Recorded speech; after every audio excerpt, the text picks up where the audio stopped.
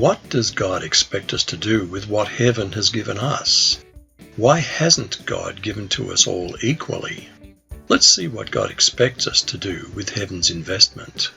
Let's look at the parable of the talents in Matthew 25, verses 14 to 30.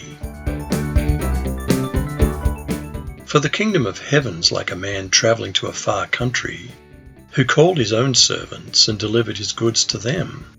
And to one he gave 5 talents, to another 2, and to another 1, to each according to his own ability. And immediately he went on a journey. Who is this given to?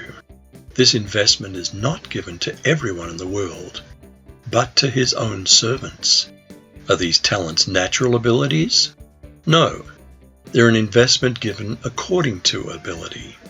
Why does God not give to everyone equally? God gives heavenly investment capital according to ability. What's a talent?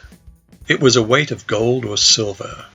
The Athenian or Attic talent was once about 26 kilogram, 57 pounds weight of silver, or about 15 years of their wages. Even the 1 talent guy was entrusted with great responsibility. Then he who had received the 5 talents went and traded with them, and made another 5 talents. And likewise he who had received 2 gained 2 more also. What does God require? This is a loan from God for good or evil. Heaven's investment brings great responsibility. How much return on investment are we giving God? To whom much is given, much is required. Spiritual and material investments given by heaven have a godly purpose. But he who had received 1 went and dug in the ground and hid his Lord's money. After a long time the Lord of those servants came and settled accounts with them. There are bad gambles with terrible odds like lotteries, most casino games, and jumping into anything without preparation. There are good gambles like preparing for a business, savings accounts, or planting crops. Jesus took a calculated gamble in us. One man was afraid and buried the money entrusted to him. So he who had received 5 talents came and brought 5 other talents, saying, Lord, you delivered to me 5 talents. Look, I've gained 5 more talents beside them. His Lord said to him, Well done, good and faithful servant. You were faithful over a few things. I'll make you ruler over many things. Enter into the joy of your Lord.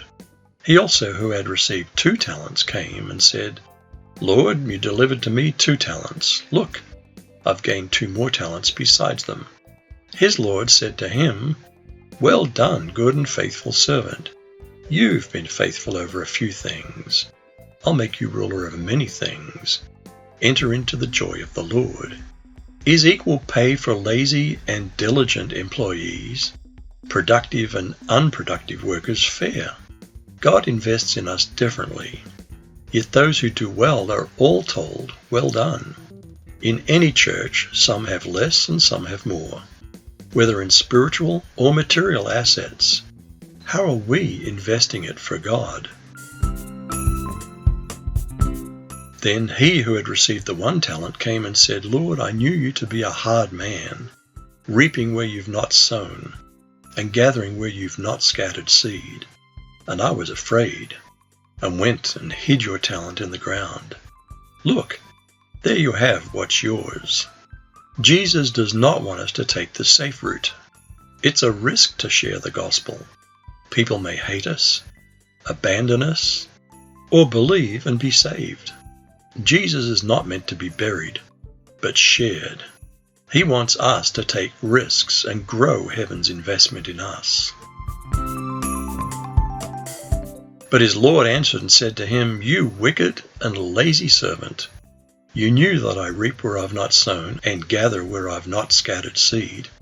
So you ought to have deposited my money with the bankers, and at my coming I would have received back my own with interest.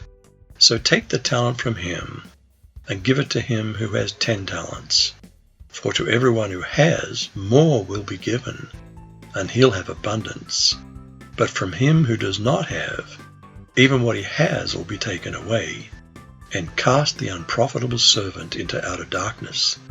There'll be weeping and gnashing of teeth.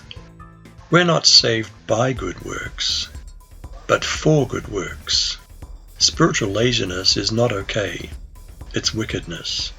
Rather than to waste time and allow an evil, slothful heart to enter us, let's be about our Lord's business. There are diversities of gifts, but the same Spirit. There are differences of ministries, but the same Lord. And there are diversities of activities, but it's the same God who works all in all. But the manifestation of the Spirit is given to each one for the profit of all. God has entrusted us with a heavenly investment.